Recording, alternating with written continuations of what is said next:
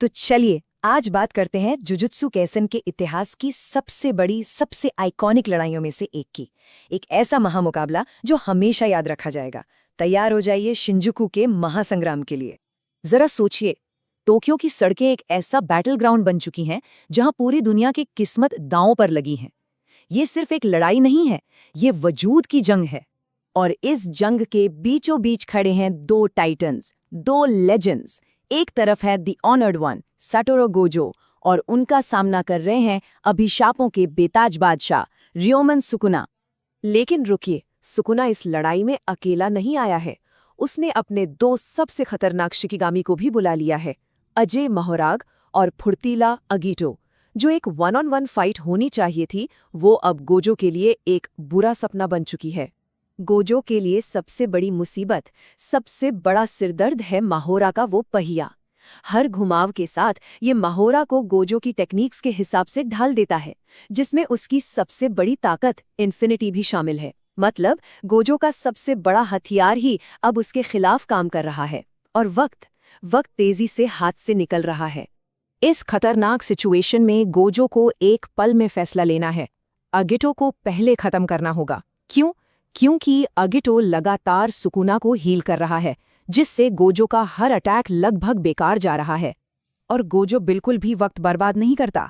वो एक ऐसा जबरदस्त पंच मारता है जो स्पेस को ही मोड़ देता है। अगिटो का बचना तो नामुमकिन लगता है। लेकिन तभी मोहराग बीच में आ जाता है। वो गोजो की ब्लू टेक्निक को अडैप्ट कर चुका है। न सिर्फ हमले को रोकता है, बल्कि पलटकर गोजो के हाथ पर एक गहरा जख्म भी दे देता है। हाथ से खून बह रहा है, पर गोजो के चेहरे पर दर्द नहीं, एक अजीब सी शैतानी मुस्कान है। ऐसा लग रहा है मानो ये चोट भी उसके किसी बड़े प्लान का हिस्सा हो। सुकुना को लगता है कि उसे मौका मिल गया। वो फौरन पीछे से पियर्सिंग ब्लड से हमला करता है। उसे पूरा यकीन है कि गोजो अब फंस चुका है। माहौल एकदम गर्म हो चुका है। लेकिन गोजो वो हमेशा एक कदम आगे की सोचता है। हवा में ही हमले को डॉज करता है और उसी एक पल में सीधे अगिटो को दबोच लेता है। उसके रिफ्लेक्सेस अरे इंसान के तो हो ही नहीं सकते। और फिर गोजो वो शब्द कहता है जो अगिटो का खेल खत्म कर देते हैं, तुम्हारी यहाँ कोई जरूरत नहीं है। और इसी के साथ गोजो अपनी पूरी ताकत झोंक देता है। मैक्सिमम आउटपुट ब्लू, एक ऐसा धमाका जो पूरे बैटलफील्ड को हिलाकर रख देता है। और अगिटो का नामो निशान मिट जाता है।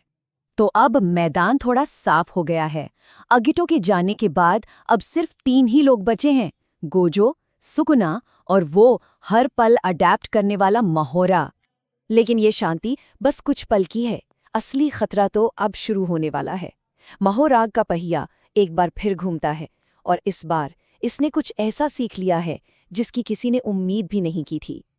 देखिए, मोहोरा अब सिर्फ गोजो की टेक्निक को कॉपी नहीं कर रहा, नहीं, उसने कुछ और ही सीख लिया है।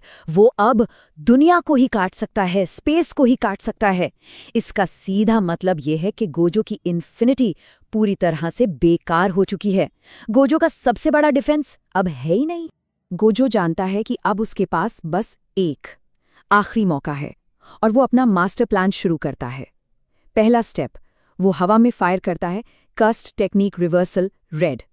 दूसरा स्टेप, उसका निशाना है पहले छोड़ी गई ब्लू टेक्निक। और फाइनल स्टेप, इन दोनों ऑपोजिट इन्फिनिटीज को टकराना।